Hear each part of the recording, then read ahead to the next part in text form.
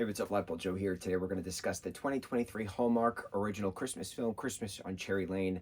So this is a very interesting concept when you're doing an anthology story in an hour and 20-something minutes. How do you get so much story into such a small time period? It works. The story works. It's all interconnected. You have one family at 7 Cherry Lane in 1973, one family at Cherry Lane in 1993, and then, or 99, 93, one of those years. And then you have 2023 family.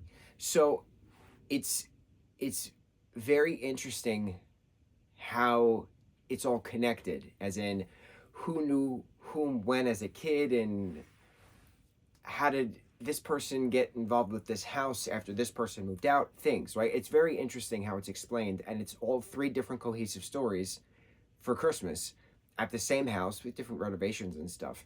I had no problem with the story. I thought it was very well explained. I thought it was very well done. My problem with this film is the production of it, because you're giving me a story taking place in the 70s, the 90s, and then 23. 23 I have no concern about. You can easily get that stuff. Go to Target. There you go. There's your product placement, right? Christmas decorations and things. The cars in the 70s were cars in the 70s. Cars in the 90s were cars in the 90s. It didn't have a problem with the cars. My problem was with the costuming, the hair, and the Christmas decorations. You had 90s Christmas decorations represented correctly within regards to blow molds. Awesome. But when you have a family having a Christmas tree in the 70s, that's supposed to have tinsel, that's supposed to have C9 incandescent, screw-in bulbs and stuff like that. That's like what they did for the Christmas time. Don't you dare put LED string lights on a tree with no tinsel and tell me that this family is celebrating in the 1970s. How dare you? Who did the research for this? Who did the set design for this? How dare you? Dishonor.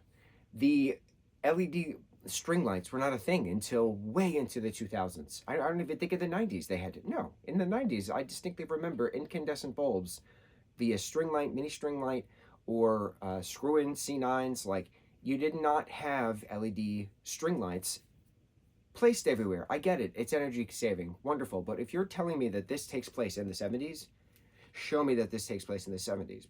Stranger Things is a perfect example of that. They have product for the 80s, late 70s to early 80s, and it gives you that feel of the time period. This film felt like it was a play where the set designer is, an 18-year-old kid fresh out of high school, and he's just did a quick Google search, 1970s decorations.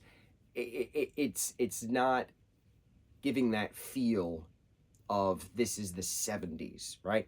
90s still as well. Like, the hair wasn't 90s-ish. The clothing was kind of there, but it felt more early 2000s rather than 90s. So it was a little wonky.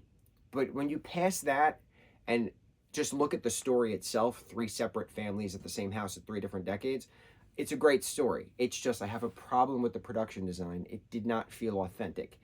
I don't know how else to explain it. I wish more prep had gone into it. You gotta put tinsel on the tree. If you're giving me a Christmas tree from the 70s, you gotta put tinsel on the tree. I don't make up the rules. It is what it is. Christmas on Cherry Lane, 2023 Hallmark film. On to the next review. Mucho mahalo.